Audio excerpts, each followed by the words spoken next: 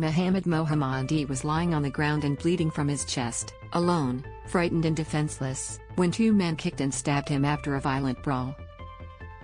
He died in hospital from his injuries one day after his 18th birthday. Victorian Supreme Court Justice John Champion described the violence as gratuitous and spiteful, as he sentenced Alith Wal, 20, and Nyal Mainyal, 22, to terms of imprisonment on Wednesday. Read more. Victorian teen acquitted over car park murder. Both men pleaded guilty in February to affray and intentionally causing injury. While they did not inflict fatal injuries upon Mohammadi, who died because another man stabbed him in the chest, they stabbed him in his leg and arm while he was lying on the ground, bleeding.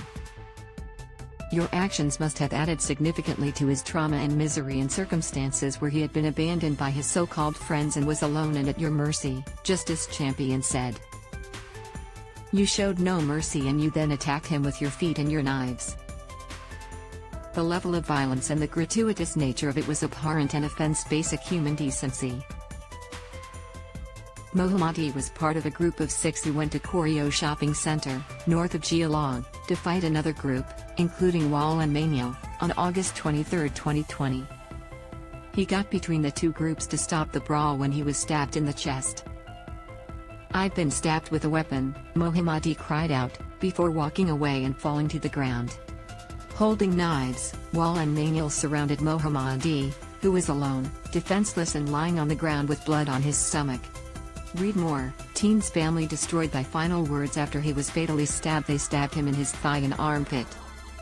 Mohammadi was taken to hospital and underwent emergency surgery but was later declared brain dead and died on August 29. His mother was planning his 18th birthday party when she found out he had been stabbed. She says that even in the years that have passed since the loss of her son, she feels that her grief and pain have only increased further, Justice Champion said, reading her statement. What happened to her son deprived her of the opportunity of a life and she will live the rest of her life with a hole in her heart. Wal was handed a 6-month prison sentence and Mainyal given 9 months. However, they will be released shortly onto community work orders, as they have been in prison for more than 2 years. A third person, who was aged 16 at the time of the offending, was last month acquitted by a jury of murder for his role in the attack.